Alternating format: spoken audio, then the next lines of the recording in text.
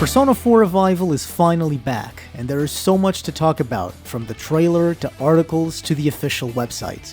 I could barely figure out where to start. The game is releasing in 8 months, on February 2027, and you can tell it's still being actively polished, from changes to visual effects to changes in font and UI elements. Today I'm going over absolutely everything I could find, point out the fine details that you may have missed, and theorize about what's to come.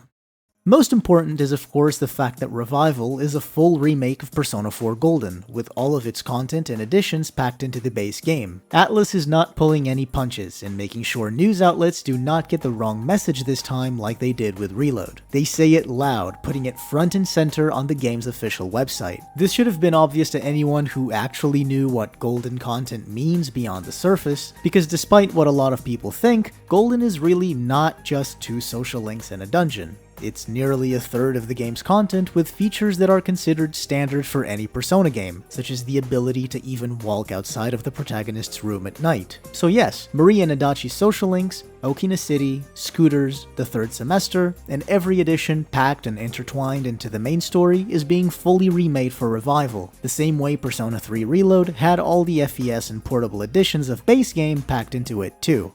There are no news about the inclusion of the anime-only Aika Nakamura character, but I did make an interesting discovery. The original trailer showed a parked bike at the door, and this bike had a much lower quality model than other bikes in the same trailer. This led people to speculate that it could be a placeholder for Aika's scooter. The newest trailer shows the same area, but in after-school or sunset hours. You can see in this clip that the high-quality bikes are still in the same place, but the low-quality one is not. Now, you can make 2 guesses from this. The first is that Aika is not in the game, and that bike model was removed because they scrapped her edition. The second is that, as was the case in Persona 4 Golden, she's out on delivery at this hour, and you can only meet her earlier during the day, such as Sundays or holidays. With no real confirmation, I can only hold out hope for the latter, as this was my #1 wish for Revival.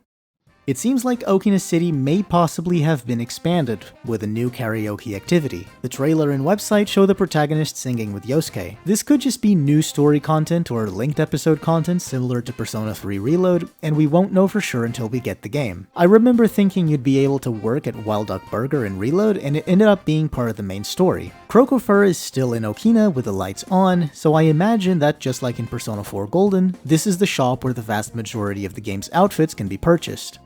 Freecam is also confirmed. Every area of Inaba is fully modeled and can be explored with 360-degree camera control. No loading screens to access sub-areas like the shrine or the riverbank of Samagawa floodplain. Being able to see what was beyond camera limits was a dream when I was playing the original versions of Persona 4, and I'm really glad that Atlus listened to Reload feedback and went the extra mile with making this change for Revival. Minimap icons suggest that there's nothing new, or at least nothing Atlus wants to reveal just yet. The shops on the right hand of the shopping district all seem to be shuttered too, so no info on new shops just yet. Interestingly enough, one of the screenshots does show what seems to be a paw icon in the shrine, which I assume is related to the fox. The fox is a social link, however, so it not being the usual blue card icon is pretty curious. Perhaps something did change with the fox. The minimap also shows that there's a new road leading out of the shopping district, which for now, I'm going to assume simply opens up the fast travel menu, but it would be pretty cool if it led somewhere new.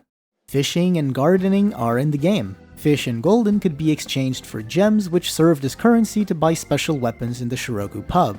These were really not good for the most part, so I'm hoping to see some good buffs on those this time. Catching fish required the use of bugs as bait, but I haven't found any trace of bug catching in the materials that Atlus has shared. Maybe it's still there, or maybe bait has been changed into a different system. Gardening with Nanako and Dojima allows you to plant and obtain powerful healing and buff items. One can assume it'll work close to how it did in the original, but perhaps without the spoiling mechanic. That's just a guess.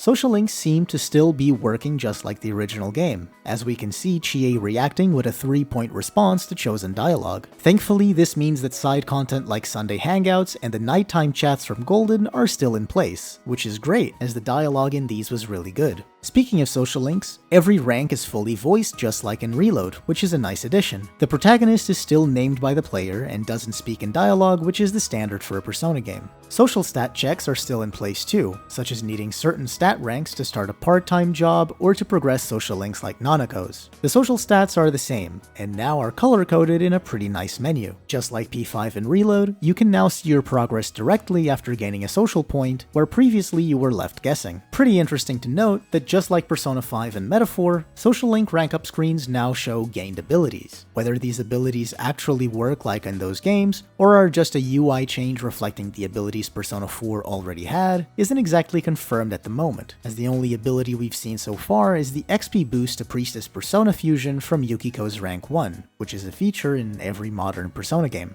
The website screenshots show the protagonist in Music Club Rehearsal, which is part of the Ayane-san social link. We've also seen Daisuke and Ko in a different screenshot, but Yumi hasn't yet been shown. Because of this, there's still no confirmation on whether or not Revival will still allow you to pick and choose one of two clubs for sports and social. Unlike Reload, where the choice of clubs didn't really make a difference, in Persona 4 the choice features an entirely different character and story, so I would assume that this is still being preserved, but confirmation would be nice.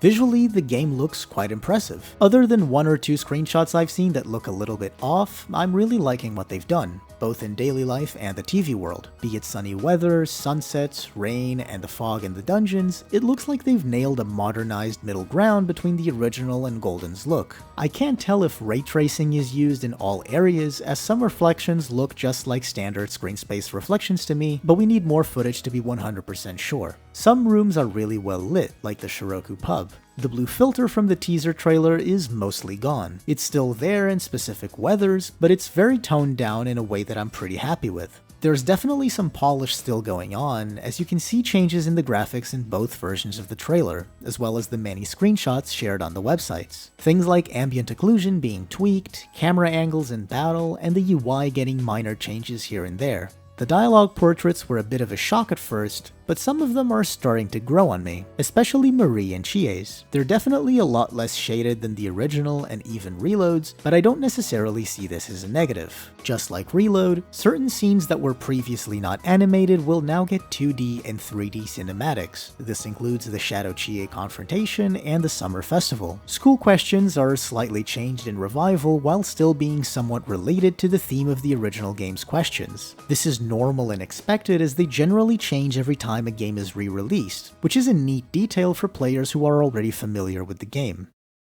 Dungeons in Revival still consist of random floors like the original game, and I know that there's people who are disappointed by this, but to me this is a good thing. First, because I simply just prefer traditional dungeons over Persona 5 palace layouts, but secondly, introducing fully palace-like dungeons to Persona 4 would come with its own share of design complications. This is why Persona 5 has mementos, and Metaphor has the many side dungeons scattered around the map. General dungeons are always necessary in these games for things such as chests and repeatable enemy encounters, and the TV world didn't exactly have a place for that, similar to Tartarus. Plus, again, as a fan of Persona 3 and 4 who actually liked the original dungeons, I'm just happy to have them be as is.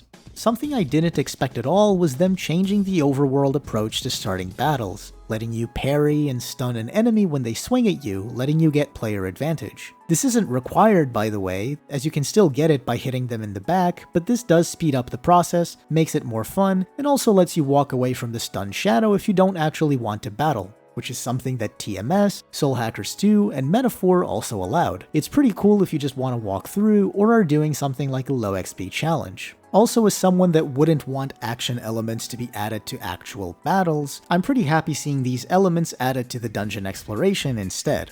I noticed that there's no SOS button while in the dungeon. SOS was an online feature in Persona 4 Golden where you could call for help, and if anyone out there was also playing P4G and pressed the button, you'd get a small amount of HP and SP recovery. And by small, I mean really small, like 2 SP small. Ultimately, this ends up being something that I never use because no one else did, so most of the time it just wastes your time connecting to the server only to not find anyone. Its inclusion would have been really cool, but I can understand why it wasn't added.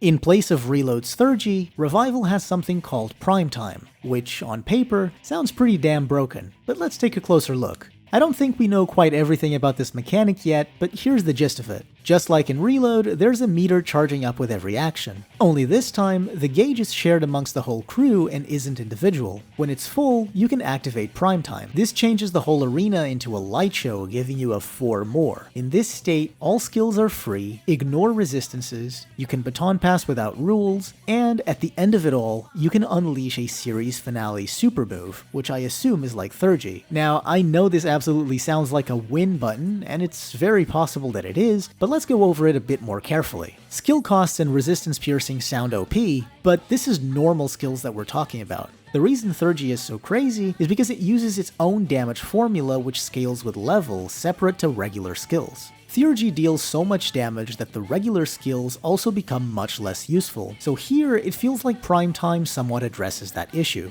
As for costs, physical skills already cost HP, which is super cheap and easy to refill, so I see this as a buff to magic more than anything, which, if you're not too familiar with Persona balance, is a pretty good thing to have. I don't think the meter will be too much of a problem, assuming it doesn't fill up every 2 turns like Reload. I think it'll be comparable to the Magatsuhi gauge from SMT5, but we'll really have to wait and see. 4 turns with no restrictions on baton pass is the really crazy one to me. Especially in the late game, I could see this turning into a rotation where you use the first 3 turns to really power up the protagonist, then unleash Hasotobi, or use Charge and Concentrate to double the damage of his series finale, which, speaking of, we've seen Izanagi's, but I gotta wonder if other personas like Jack Frost will have their own, as well as second and third evolutions of the party member personas. One thing that's really good about the 4 more, however, is that you'll now be able to fully benefit from baton pass mechanics even in battles where downing the enemy is not possible. Which persona really needed is when this happens, a lot of the game's mechanics go out the window. Yosuke's series finale seems to have done 37 damage in the trailer, but I've learned not to trust those at all over time, since they're highly edited and there's cuts everywhere. We're going to be getting more gameplay and information on these mechanics on June 18th, so hopefully by then things will be much clearer. I'd love to see if enemies are also able to start it. Reload has certain key bosses that use Shift and Theurgy against the player, so I imagine Revival will also try to have a special battle where this happens. I imagine that a 4 more requires, well,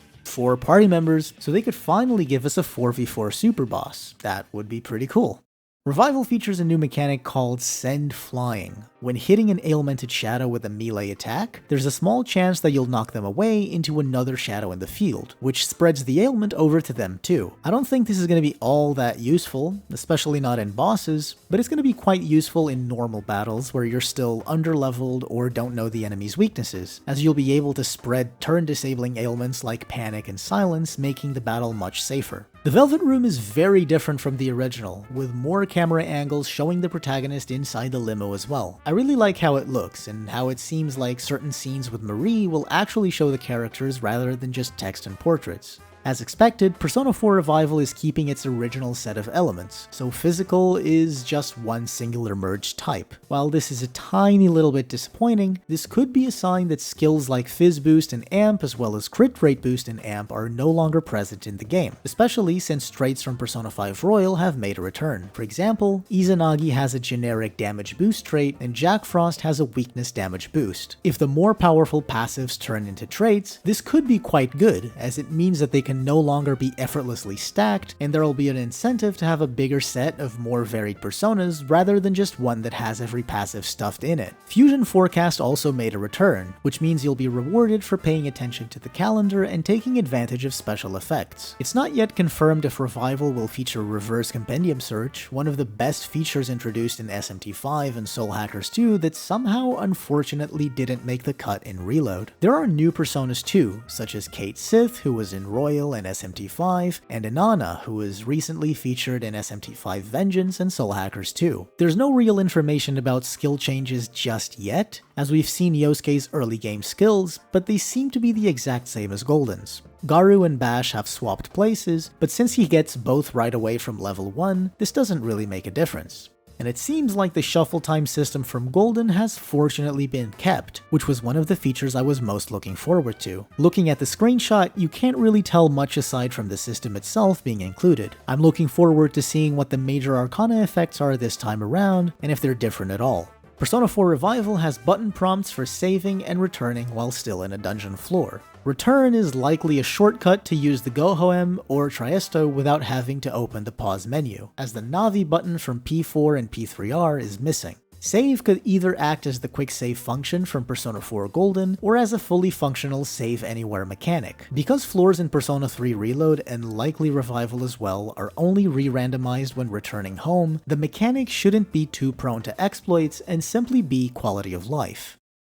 Looking at the stats screen in the English and Japanese versions of the pre-order trailer, there's a pretty big difference in party member levels. While in the Japanese version everyone is level 18, in the English version the protagonist is quite higher level, and Chie is relatively lower level. There's no way to confirm this just yet, but it does seem to me like the game might not have XP share just like the original. It could be a system like Reload, where on occasion you'll get the chance to instantly boost a character up to the protagonist's level. I personally hope that's the case, as I found myself rotating party members a lot more whenever the clock showed up in Reload. A lot of menus were shown, like the regular pause menu and party stats screen. It seems like Atlus is going very much all in with spicing up the game's style, and I'm all for it. This seems like a very high quality, modern imagining of the original's graphic design. The 3D transitions in the stats menu, honestly everywhere, from baton pass to all-out attacks, all look incredible, and are pretty much what I was hoping to see from this game. While they haven't shown us the victory animation just yet, I believe that this sequence of the final member to act messing with the camera leading into an Arena Ultimax style finisher could be it. Especially if this is for all-out attacks, I think it's quite unique from the P5 and Reload styles of finisher.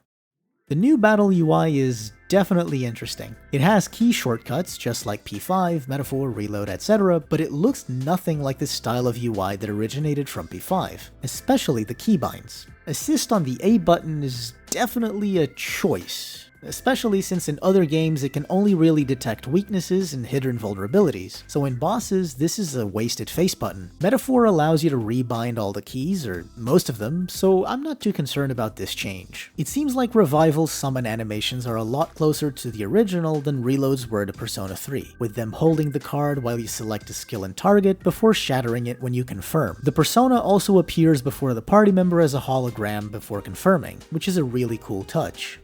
One thing I noticed is that tactics are just gone from the game. Not in the battle UI, not in the party screen. It seems like Persona 4 Revival is going to be the first modern game to simply just not even give you the option to use AI party members. And while I don't think anyone really cares about this loss in Persona 4, it was optional and nice to have, even though it's been broken and buggy in pretty much every game that wasn't Persona 3 FES. Personally, I liked using tactics in normal battles and turning it off in bosses to do less menuing in battles that I knew that I was going to win no matter what. Kinda like Rush, but with skills. Who knows? SMT5 added the option to cast skills on Rush rather than just regular attacks, and so did Metaphor with more specific controls for the auto battle. Even Persona 5X has an auto mode that sees pretty frequent use from its players, so maybe that's what Revival is doing as well. And if that's the case, then that's all good, and I'll happily say goodbye to tactics for good.